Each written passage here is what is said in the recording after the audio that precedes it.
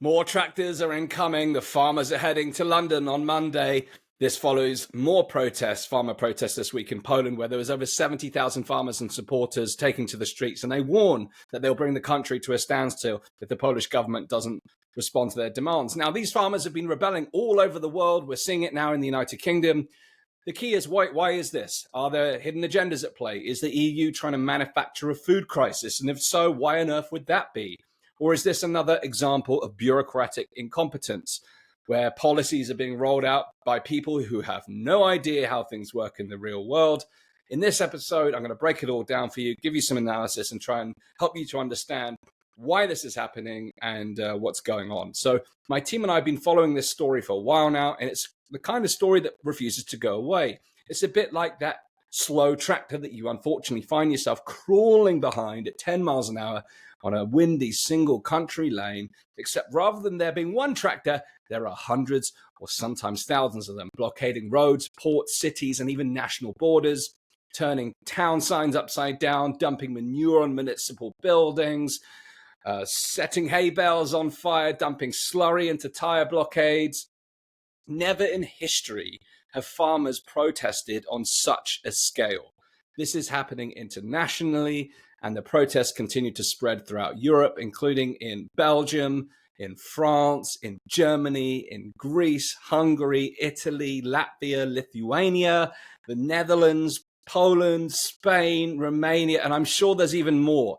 Now, the demonstrations have even started as far away as India, and they have a whole history there, which is interesting in itself. And now, of course, we're seeing it in the United Kingdom, and we've recently seen protests in Kent, Cardiff, Dorset, and now on Monday at Westminster. Now, the farmers are being joined by the fishermen, the truckers, the artisan producers, and others who have shared concerns. But what are these concerns?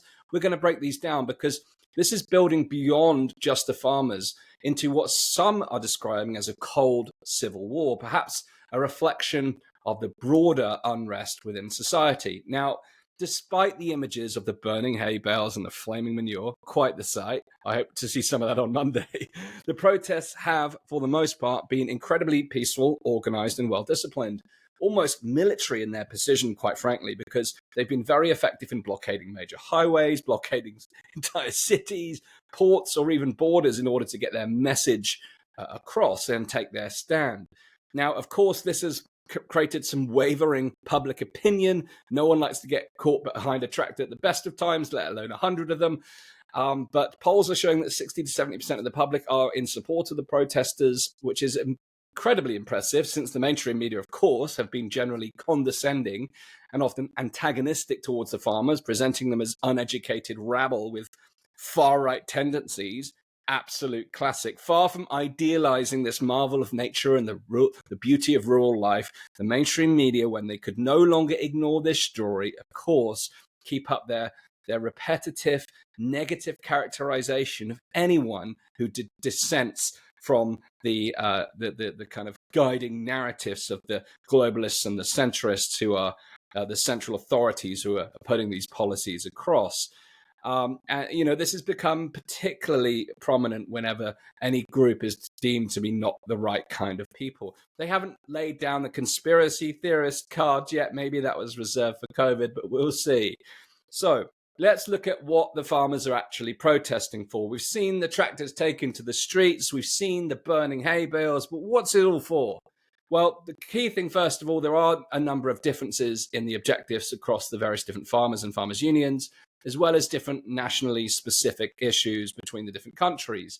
But there are 4 or 5 key issues that are comparable across nations. And firstly, you've probably heard about this one. The first is the way the EU net zero regulations are being imposed upon the people. They're inhumane, they're draconian, and they're destructive. And they're harming the way that farmers run their business. Now, let's be honest, not everything is perfect in the world of agriculture. Big agriculture has its own problems, but this drive through the European Green Deal to be carbon neutral by 2050 is causing an all manner of issues. These policies are being slammed through with no subsidies or offset to support farmers as they transition to these quote unquote climate friendly policies, without any further support. Farmers are simply told to kill their herds, sell the land, to the government, of course, and putting them out of business.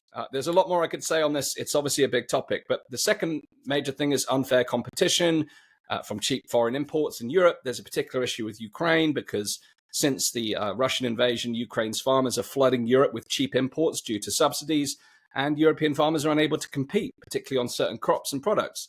So the farmers are calling for the reimposition of customs on imports so that they can compete again in their own domestic economies and wider economies. Now, in addition to this, there's rising taxes, of course, costs of diesel, fuel, resources, and other production costs. All of these things amount to making it very, very difficult, not only for farmers to survive, but even to make a livable wage under these conditions. And then on top of this, there is the concern about food security. We all remember the empty shelves during COVID, but there is a very real concern about the future of Europe's food security in the light of the European Union's proposed agricultural reforms. And let's face it, the kind of large-scale agricultural reforms proposed over large geographical distances that have been imposed by the past by organizations like this have resulted in enormous human suffering, particularly from mass famines where there is lack of food security. So this is a very serious issue, and it's one that's certainly on our mind since COVID. And the old adage, the new slogan, "No farmers, no food," it's used by the protesters, but it has a much bigger meaning because surely no one would consciously enact policies that would create food shortages, right? And this is where things get tricky, because if you extrapolate out to the end result of the EU's agrarian reforms, you'll see that they will inevitably reach a scenario that looks a lot like the end result of Stalin's agrarian reforms. Now, his were intentional. Now, could this be too? Now, it's all under this kind of greenwashing. And as I mentioned, there are some real issues there. You know, the use of pesticides, I'm not a fan of that in my food. But we have to ask the question about what's really driving these policies, because either way, it looks like we, the people, of course, need to do something about it. Otherwise, we could be in for a shock either now or sometime in the near future. Now, here's another question for you. What's the point of all this improved air, soil, and water quality if there's going to be no farmers to plant crops or raise animals? Where's all the food going to be coming from? No one seems to be talking about this. Hence the "No farmers, no food" hashtag. Now, the only viable alternative right now is further imports, and importing food creates significant carbon emissions itself. It's written about in Nature, for goodness sake, in nature.com, in the journal.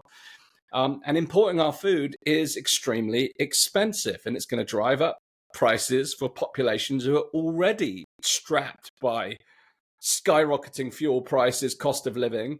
Now, the other alternative that's on the table is these lab-grown meats and products of such nature. I, for one, do not support that.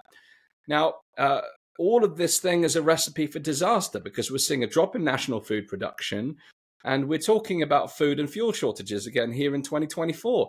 This can lead to famine and greater social unrest. And the strange thing is that all of this has happened very recently, in fact, catalyzed by, of course, similar environmental policies imposed too fast without any real due consideration or diligence, let alone the kind of second-degree consequences, which are, of course, we've talked about extensively with regards to COVID policies. Now, what about the political impacts? Well, at least the recent wave of protest seemed to be having more of a political impact than those that we saw during COVID. However, to what degree the responses from the EU and such is just political posturing because there's elections coming up is unknown. The EU claim that they're sympathetic to the protesters, and they've offered these stopgap solutions. No surprises. The elections are coming up in June. And the concessions, for example, last Friday, the European Commission proposed an easing on some of the policies, including a series of rules on leaving land fallow or having to rotate crops. However, the agricultural unions have remained skeptical throughout. And since the EU leaders have not accepted that it's their very own policies that are causing the unrest, they are not taking any kind of condolences from this. And it's very clear that the EU has not offered any real long-term solutions. And the farmers do not buy it at all. They've refused to stop the blockades. And they're, of course, demanding real systemic change. They see the concessions and other packages as an attempt to buy off the protesters and essentially fracture the movement and break it down. The underlying issues, of course, will not be resolved by these concessions, and the farmers realize it because they're not the uneducated rabble they've been made out to be by the media, and they realize that this requires creative and critical thinking and pragmatic solutions, all of which the farmers are very capable of of addressing, but not when they're subjected to centralized imposition such as this. Now, let's talk about what the farmers are saying. And I've got some marvelous quotes for you here. There was an article in Reuters saying, "You need us, help us," following a political meeting in Brussels at the beginning of February. And there was a Dutch farmer who warned that if the bureaucrats did not change their ways, it could lead to civil war in Europe. Now, we've heard that mentioned twice in this episode. And I'm going to quote you this from the farmer himself. "We want to show you that we mean business, not just according to us, in all of Europe. You can see the farmers being actively destroyed. They're creating food scarcity. The wallets of the cattle farmers are empty. These problems are being created on purpose. Consciously, they have nothing to do with democracy. Those executing these policies, they're all hiding behind Brussels. But what is Brussels? It's just a city in Belgium. It is real people who are executing these policies, and eventually they will be held to account. No more talk. We will fight back, and I respect the protesting farmers and their courage to fight against the arrogance of our leaders. If we farmers do not win this battle, then you, the policymakers, will cross so many lines that you will create a civil war, count 3, in Europe." That, my friends, is revolutionary talk.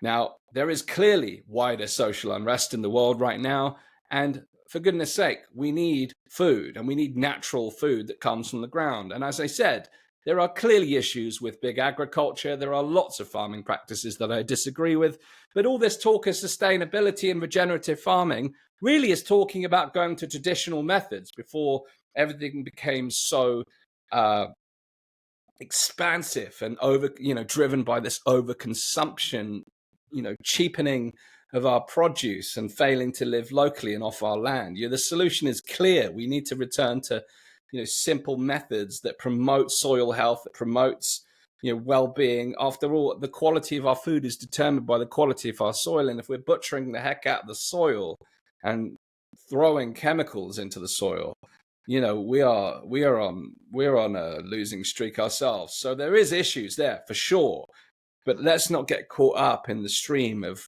greenwashing that comes with everything like this and these arbitrary targets set by faceless politicians in glass towers that are removed.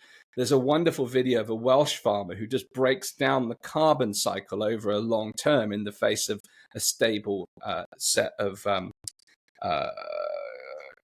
the term has left my mind. The consistent number of cows, herd, that's the word I was looking for, a stable herd.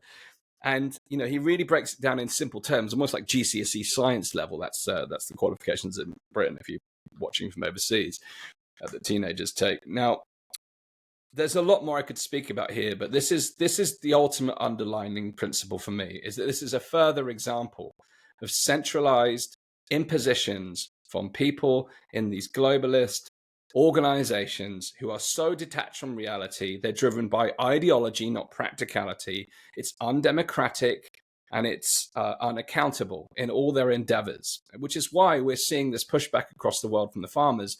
But all this smearing of the far right, the right, of course, are capitalizing on this because it is generally been the left that's driving it. If we want to go down the partisan road, I'm politically homeless. I can straddle all these worlds. But quite frankly, you can see if the boundaries are being pushed by one group of political class. And if we're referring to the globalists, the globalists don't care if it's left or right. They don't care if you're progressive or neocon. They will take whatever they need to advance their aims. They're politically homeless too. They just go wherever the tide swings that gives them more money and power.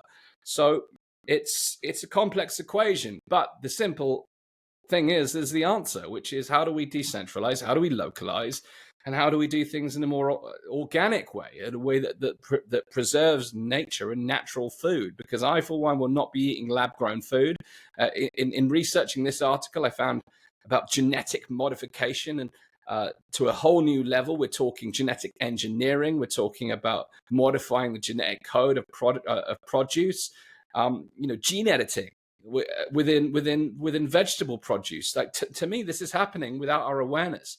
So there's a lot more to say on this. And on Sunday, I've got Dana DePrima. She's an American farmer. She's been watching from the field. I was really curious, why isn't this happening in the US yet? So I spoke to Dana. She runs a movement called the Full Farmers Movement.